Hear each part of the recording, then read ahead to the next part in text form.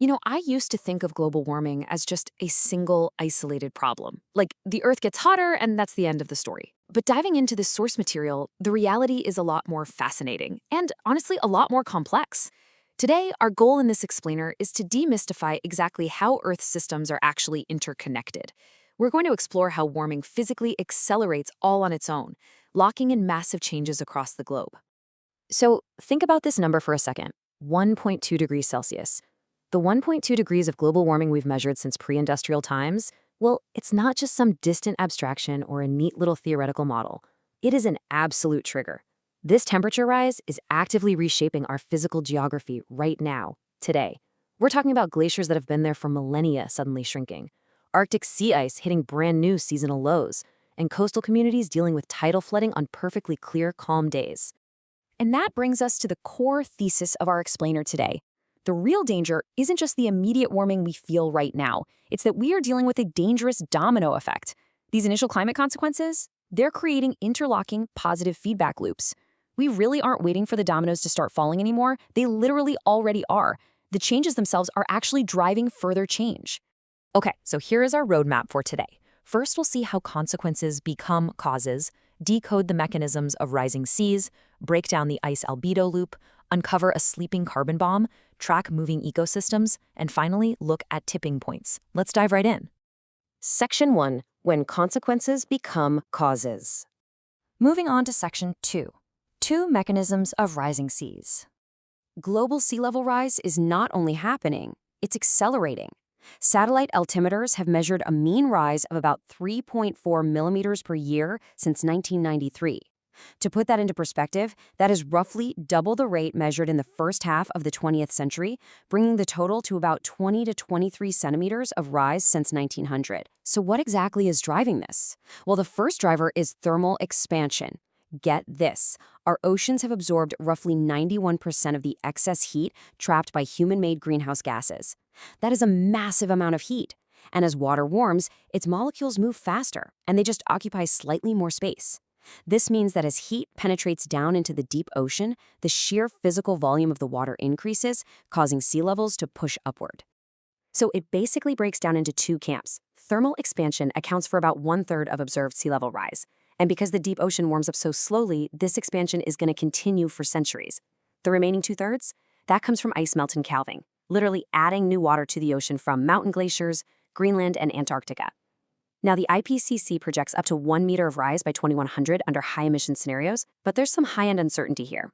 If the West Antarctic ice sheet begins a self-sustaining collapse because of its underlying bedrock geometry, we could potentially see several additional meters. Let's zoom in on Greenland for a second to really see this acceleration in action. The Greenland ice sheet is massive. We're talking 1.7 million square kilometers, which is roughly the size of Alaska, and it contains 7.4 meters of sea level equivalent. In the 1990s, it lost roughly 50 gigatons of ice per year. By the 2000s, warmer summers and meltwater pushed that all the way to 150 gigatons. And then, by the 2010s, it nearly doubled again to somewhere between 250 and 280 gigatons per year. That is just a massive, absolutely incredible acceleration in mass loss. Section 3. The ice-albedo feedback loop. Since 1979, the Arctic has lost about 75% of its summer ice volume. To understand why that's so catastrophic, we really have to look at the ice-albedo feedback. Now, albedo is just a fancy scientific term for the fraction of incoming solar radiation that gets reflected by a surface. This positive feedback loop happens when warming melts highly reflective snow and ice and replaces it with dark ocean water or soil. It is a perfect example of exactly how warming directly causes more warming. Look at the stark differences here. Fresh snow reflects 80 to 90% of sunlight. Sea ice reflects 50 to 70%, but ocean water, it reflects roughly 6%, just 6%. That means every single square kilometer of sea ice that we lose exposes an ocean surface that absorbs roughly 14 times more solar radiation than it used to reflect. So here is how this whole process builds on itself step by step. Step 1, warming melts the sea ice. Step 2, the dark ocean is exposed. Step 3, that dark ocean absorbs 14 times more heat. Step 4, the Arctic warms 3 times faster than the global average. And this excess warming isn't just an isolated issue. It threatens circumpolar infrastructure, accelerates permafrost thaw, and might even be disrupting our mid-latitude weather via the polar vortex. Okay, section 4, the sleeping carbon bomb. We're transitioning from the oceans to the land now. Underlying about a quarter of the entire northern hemisphere is a highly critical environment called permafrost. Simply put, permafrost is just ground that stays at or below 0 degrees Celsius continuously for at least 2 years. But its environmental significance isn't just that it's frozen dirt, not at all. It's about what is locked inside that dirt, a massive reservoir of ancient plant material that froze solid before it could ever fully decompose. The sheer scale of this is almost hard to wrap your head around. The atmosphere currently holds about 860 petagrams, which is billion metric tons, of carbon as CO2. The permafrost, it holds roughly 1,700 petagrams. Let that sink in. The carbon locked up in this frozen ground is nearly twice the amount of the entire current atmospheric burden. It is literally a sleeping giant. When the Arctic warms, this previously perennially frozen ground starts to thaw, and when it thaws, microbes finally wake up and get to work decomposing all that ancient organic matter. Under normal, oxygen-rich conditions, they release CO2, but in flooded, collapsed ground features, they release methane. And methane is highly potent. It has a global warming potential 27 to 30 times higher than CO2 over a 100-year period. Right now, today, permafrost thaw is releasing an estimated 0.37 to 0.81 billion metric tons of carbon globally every single year. That is a flux comparable to the emissions of a major industrial nation, just coming naturally out of the ground. This acts as another major domino effect. Warming releases carbon, which causes more warming, which thaws even more permafrost.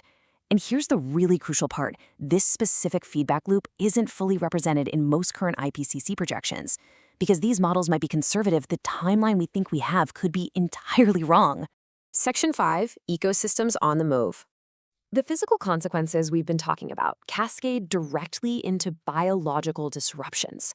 Because climate and ecology are not two separate systems. They're one deeply coupled system.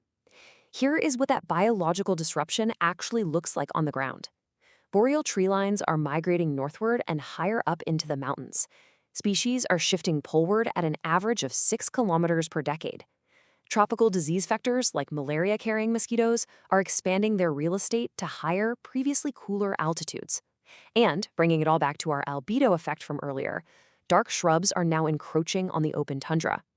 Since shrubs are darker than snow-covered tundra, they absorb more solar energy, so the ecology itself is compounding the physical warming. Section 6, Tipping Points and Irreversibility. Let's bring this whole system's perspective together. We really need to objectively address the thresholds where these domino effects become entirely locked in, regardless of what humans decide to do next.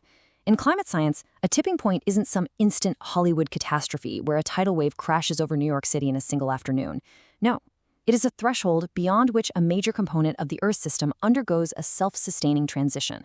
It's a slow, totally irreversible locking in of change. Once you cross it, the process just accelerates under its own dynamics, making it difficult or downright impossible to reverse on a human timescale. The IPCC identifies several of these major tipping elements clustered right around that 1.5 to 2.0 degrees Celsius of warming above pre-industrial levels. And this is a critical threshold we are rapidly approaching. At this level, we risk the irreversible retreat of the Greenland ice sheet, the marine instability of the West Antarctic ice sheet, and the massive self-sustaining release of boreal permafrost carbon. And that brings us to the ultimate lesson from our source material today. Understanding the coupled nature of these processes is what the IPCC calls a systems perspective on climate risk, and it is the perspective that any serious policy response must adopt. Earth's climate is highly, highly interconnected. The physical changes we've explored today will unfold over decades and centuries, operating on their own millennial dynamics, even if we were to magically stabilize greenhouse gas concentrations today. Before we wrap up, I want to leave you with a provocative thought directly from our analysis today. Why is the permafrost carbon feedback concerning, even if current emissions from it are a small fraction of industrial emissions? Think about the sheer, unstoppable momentum of the feedback loops we just explored. When consequences become causes, the math of our planet changes entirely. Thank you for joining me on this explainer, and keep learning.